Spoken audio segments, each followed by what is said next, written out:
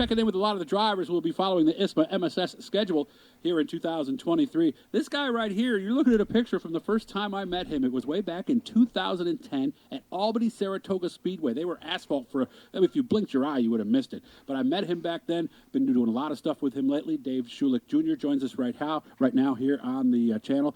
He's out near Cleveland in a place called Ridgeville, Ohio. How we doing today, Dave? Good. How you doing? Not bad. Ridgeville is about 30 minutes away. So how are things going as we get ready for the 2023 season? Good. Looking forward to it. It starts in just a little over a month, and we're making plans and, just getting ready to get the season started. Okay.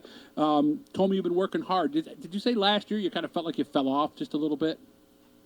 Well, I mean, the year before car was stellar. I mean, it was really, really good. And then this last year we were good. I just don't think we were quite as good as the year before. And a couple of the other guys, I'll give them credit. They stepped up their game and they improved their stuff. So I know this winter Chris has been working extremely hard to improve.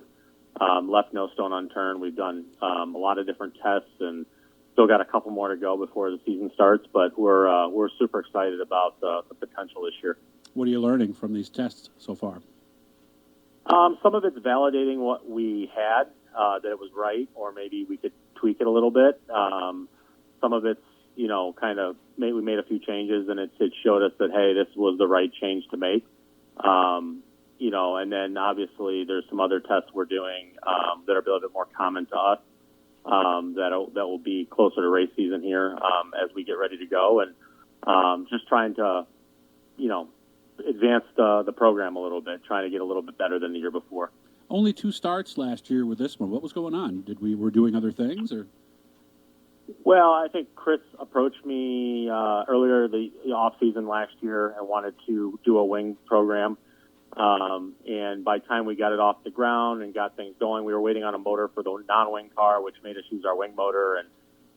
And then once we got it together, we ran it at the High Miler, which Friday night we ran really okay. And then Saturday we were really good. I felt like we had a shot to win it. But unfortunately it blew a motor Saturday. We had an oiling issue. And it kind of stopped us from running any of the wing races the rest of the year. So excited about when we get to bring that car back out too. Will we see you on the entire tour this year then? Not the entire tour. I think our first race will be the Oswego race, and then obviously the High Miler. And I'd love to do Berlin. I've heard really good things about that program. Maybe the Lorraine races. I think we'll hit quite a few. I know we won't do them all. Okay, all right. So let's go all the way back. Like a lot of guys, one of the things I've really enjoyed is I'm getting to know these guys here through these interviews and these bios I'm putting together is to find out how they all started. And really, Dave, it looks like you started like most people in quarter midgets. Is that is that the best way to go if you're going to go that way like you have with your career? Yeah, I mean, for me, my father raced for so many years, and I got to watch him race and getting in at an early age. And quarter midgets have a suspension where go-karts don't. Right. So you get to learn how to tune the suspension. You get to, change springs. You get to work on the car. You get to, and the quarter midget clubs are really a lot of fun to be a part of. So it was a really good opportunity from age 5 to 16 to get into racing and get competitive. And those quarter midgets, I mean, the heavy A quarter midgets are no joke. They're pretty fast. And the other thing, too, USAC sponsored, you can do traveling. Did you do a lot of traveling with the quarter midgets when you were younger? A little bit, not too much, because my father was racing. Right. I did a lot of racing in the winter. We did Columbus indoors. That was kind of most of my race season. So when my father wasn't racing in the summer, we would travel, to Columbus to race with me.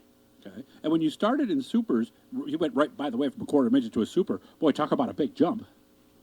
Yeah, actually, because the heavy A's were so fast on such a small track, it actually wasn't that big of an adjustment. I think the adjustment for me was like the size of the car. You know what I mean? I always tell the story. I was lining up for a race and ran in the back of somebody, and it crinkled the guy's fuel cell, and I was like, "Holy crap! I just did that!" Like you can't do that in a quarter midget. Like in a big car, it's like like I just ruined that guy's fuel cell, and I didn't even mean to do it. So. I think that part of it, just getting used to the size of the car and stuff. But And then obviously you can get hurt in a big car, so you got to have respect for those.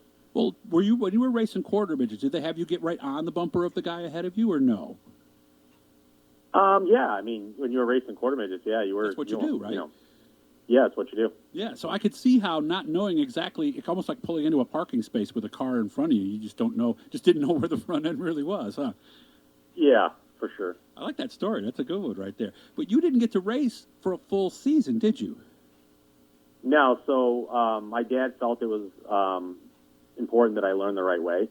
So he had me practice. I would go to the racetrack with my dad. I would practice both hot lap sessions. I would put my suit on, practice both hot lap sessions, and then I would get out, change my suit, and I would go watch him race. And my year I was 16, that's what I did. And then the year I turned 17, my second year is when I got to start racing. And did you tell me that they put I don't know if easier is the right word, but they put in like a different setup into your car than what he ran? Well, they would always try to stand the wing up and make it push and take some stagger out of it. And I'd always tell my dad, just set it up the way you set it up and I'll figure it out. And I don't think they listen, but their big thing is you got to crawl before you can walk and you got to walk before you can run. As a teenager, that doesn't necessarily compute, but yeah, I bet. it makes a lot of sense now. Oh, really? So as you look back at it, you're glad they did that? I mean, I'm or you 41 accept years that old they did now.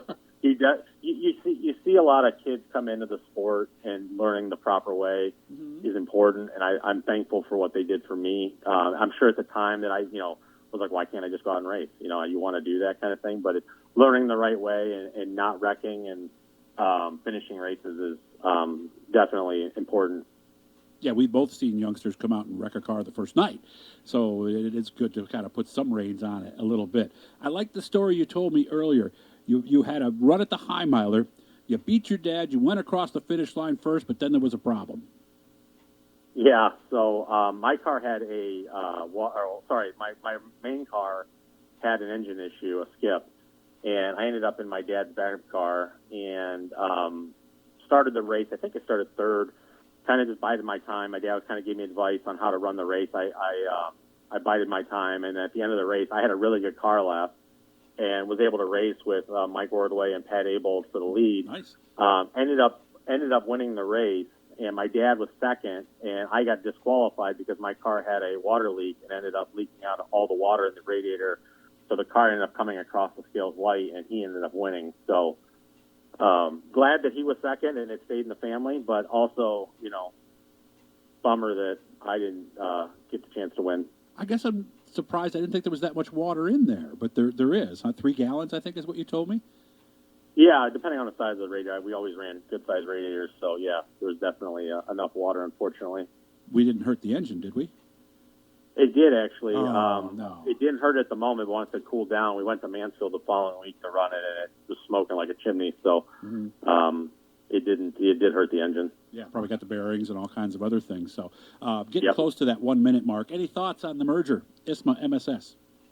I think it's a good thing. I think you got to do something, right? You got to get, all the divisions together. I think it's a good thing that everybody's working on the schedule. Everybody's, laying off each other's dates and trying to get everybody together. I think the Oswego thing is a really, John the coach's Oswego series is really strong, and just got to get the cars out of the garage and get them to the racetrack. So looking forward to seeing what the future holds for the merger. So you will be a part of that 5-race series then?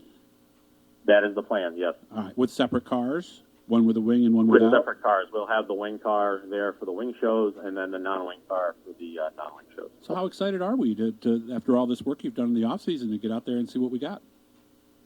Very excited. I think, I always say, because we travel so much, we drive up.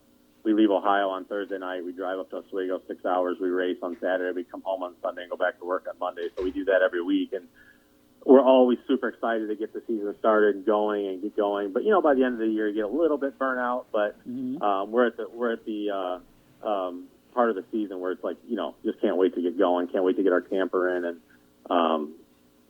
I'm pretty excited about this year. I think the work we put in is going to pay dividends. I agree. I think it's going to be a great season, and that season will be beginning very, very soon. ISMA and MSS, check out their websites. Jennerstown on May 13th is when it all begins. Appreciate your time, man. Enjoy the rest of your night. Thank you. Thank you, sir. Appreciate it.